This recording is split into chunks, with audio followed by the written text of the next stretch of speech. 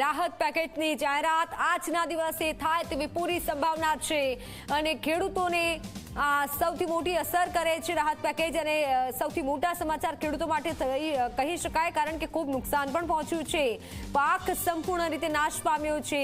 કમોસમી વરસાદથી જે નુકસાન થયું, જેથી ખેડૂતો રાતા પાણીએ રોઈ રહ્યા છે અને હવે ખેડૂતોની એક જ માંગ છે રાહત પેકેજની જાહેરાત કરવામાં આવે અને પૂરતું વળતર આપવામાં આવે.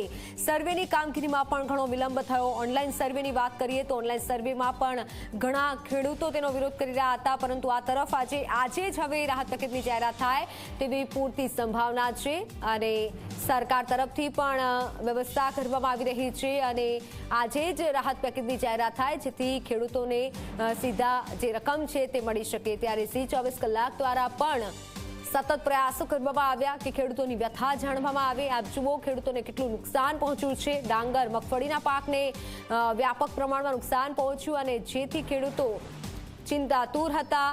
માથે હાથ દઈ ખેડૂતોને રોવાનો વારો આવ્યો અને આટલા દિવસથી ખેડૂતો હેરાન પરેશાન થઈ રહ્યા છે.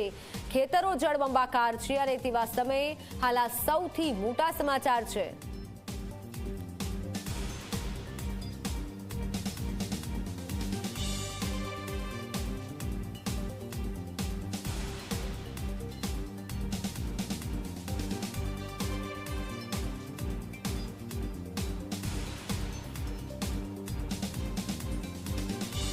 ત્યારે સંવાદદાતા હિતલ આપણી સાથે જોડાયેલા છે સતત અપડેટ આપવા માટે. હિતલ, એક સવાલ એ પણ થાય છે કે SDRF નો નિયમ છે કે હેક્ટર પ્રમાણે જાહેરાત થાય છે અને એટલી સહાય અપાય છે, તો તેના વિરુદ્ધ જો જાય છે તો કઈ રીતે સહાય આપવામાં આવી શકે છે હેક્ટરથી અલગ?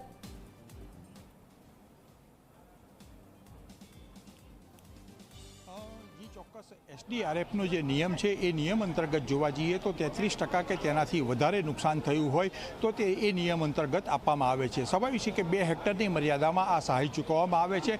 સરકાર હવે જે રાહત પેકેજ જાહેર કરે છે એની પર સૌની નજર રહેશે, કારણ કે SDRFના જે નિયમ છે એ નિયમની ઉપરવટ પહેલાં તો 33%ની જે મર્યાદા છે એ મર્યાદાને પણ ક્યાંક ને ક્યાંક અત્યારના હાલના તબક્કે આ વખતે જે કમોસમી નુકસાન છે એના કારણે એ હળવી કરવામાં આવશે એવી એક જાણકારી મળી રહી છે. આ ઉપરાંત સીધી રીતે જોવા જઈએ તો રાજ્ય સરકાર જે પ્રકારની નુકસાનીનો રિપોર્ટ આવ્યો છે તેના આધારે ખેડૂતોને પણ આપશે અને સાથે સાથે કેન્દ્ર સરકાર, કેન્દ્રમાં પણ ભાજપની સરકાર છે અને કેન્દ્ર સરકાર સમક્ષ પણ આ માટેની રકમની માંગણી રાજ્ય સરકાર કરશે તેવી પણ એક વિગતો સામે આવી રહી છે. એટલે કેન્દ્ર સરકાર દ્વારા જે પ્રકારની ગુજરાતને સહાય આપવામાં આવશે તેના આધારે અને જે નિયમોનું પાલન કરવું પડશે એ નિયમોમાં ખેડૂતો માટે નિયમો હળવા કરવાની સૂચના મુખ્યમંત્રીએ આપી હોવાની પણ જાણકારી મળી રહી છે. એટલે SDRFના જે નોર્મ્સ છે એ નોર્મ્સને પકડી રાખીને નહીં પણ ખેડૂતની સંવેદના પકડીને એને રાહત પેકેજ આપવામાં આવે તેવી એક શક્યતા અત્યારે જોવામાં આવી રહી છે. જી મિત્તલ.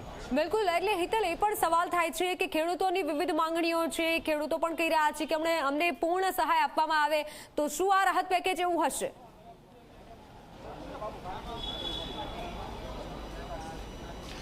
જી ચોક્કસ રાહત પેકેજની વાત છે. ખેડૂતોની જે માગણીઓ છે એ ખેડૂતોની માગણીઓને પણ ધ્યાનમાં લેવામાં આવશે. આજે સવારે જ કિસાન સંઘ દ્વારા પણ માગણી કરવામાં આવી છે કે એનો જે ખર્ચો હોય છે, હેક્ટર દીઠ જે ખર્ચો હોય છે એ 15,000 થી 28,000નો હેક્ટર દીઠ ખર્ચો હોય છે. ત્યારે એ દિશામાં કિસાન સંઘની જે માગણી છે એ દિશામાં પણ રાહત પેકેજમાં જોગવાઈ કરવામાં આવશે અને એને પણ ધ્યાનમાં રાખવામાં આવશે એવી પ્રકારની વિગતો અત્યારે મળી રહી છે. ચોક્કસ અત્યારે રાહત પેકેજની આખરી ડિઝાઇન કરવામાં આવી રહી છે અને જાહેરાત કરતાં પહેલાં આવી કોઈ વિસંગતતાઓ ઊભી ન થાય અને લોકોને અને ખેડૂત, ખાસ કરીને અસરગ્રસ્ત જે ખેડૂત થયો છે, ખેડૂતને પણ લાગે કે સરકાર એમની સાથે ઊભી છે એ પ્રકારનું રાહત પેકેજ તૈયાર કરવાની સૂચના આપી દેવામાં આવી છે અને એ અંતર્ગત જ રાહત પેકેજ હશે તેવું માનવાને કારણ ચોક્કસ છે. જી મિત્તલ.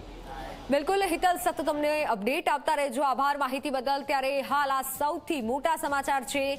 રાહત પેકેજની જાહેરાત આજના દિવસે કરવામાં આવી શકે છે. ખેડૂતો માટે આ સૌથી મહત્વના સમાચાર અને મોટા સમાચાર તો એ છે કે SDRFના નિયમથી વિશેષ આ રાહત પેકેજ હોઈ શકે છે, કારણ કે ઘણા રાહત પેકેજને લઈને પણ નિયમો હોય છે, પરંતુ સરકાર પૂરતું આ રાહત પેકેજ આપી શકે છે.